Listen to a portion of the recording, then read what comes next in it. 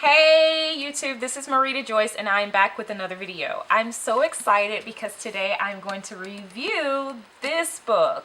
Took me forever to get through it, but I finally finished it. This is The Great Alone by Kristin and I really enjoyed it. So this story is about three main characters really.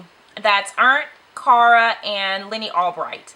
And they have basically escaped to Alaska to leave behind a life of unhappiness, and they want to kind of try to put their life back together again. They're moving around from place to place, very little stability. So Alaska is going to be this new and uncharted territory where their life is supposed to be better than before.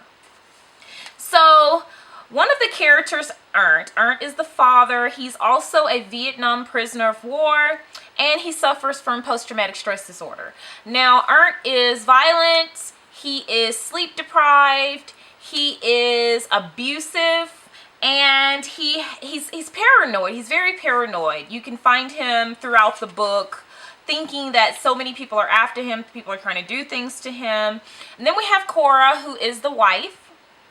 And she's a little bit passive. I think she suffers from a little bit of low self-esteem, but she loves her family and she's sticking by her husband, realizing that his mental illness is just a part of it. Like, this is something she has to go through. This is her husband. She's accepted it, and she tries her best to work her way around those issues. Then we have Lenny, who is their teenage daughter, and Lenny is far more mature, in my opinion, than her years. And she falls in love with one of the local boys. Now, this local boy happens to be the self-proclaimed enemy of her father. So that's where all the problems begin. Lenny sneaks out one day with this boy and she gets pregnant. Her father is livid, and the family's already being held together by a thread, okay?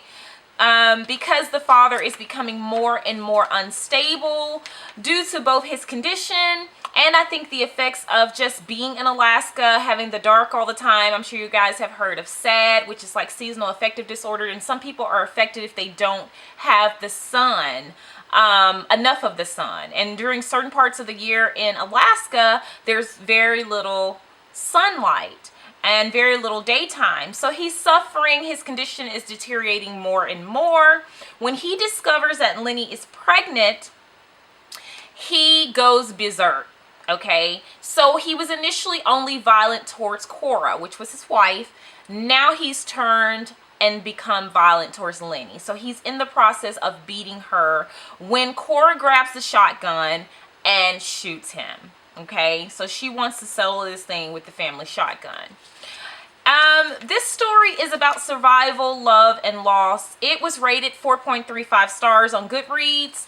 I gave it a 4-star. I actually loved the story. I thought it was great. It kept me on the edge of my seat. I was constantly feeling like the story was going in one direction, and I would start to get emotional, especially when Ernst was killed. I was like, oh no, you know, even though he was the bad guy, I didn't want to see him die. So, I mean, there's just so many different things going on in the story. And as the story develops, I became more engrossed in it. Like, I was literally feeling like, okay, I'm inside the story. It was playing like a movie in my head. And to me, that's what tells me when I'm reading a good book. If a book doesn't play like a movie in my head, it's not a good book. It's not going to hold my attention very long. And this book definitely did that. So that is Kristin Hannah's The Great Alone. I loved it. It was a recommendation from my book club, so we read it together, and I have not discussed it with them yet. I'm looking forward to discussing this book with my book club. You can find my review of this book on Goodreads. That is all for today. Please like, subscribe, share with your friends and family, and I will see you guys on the next video. Bye.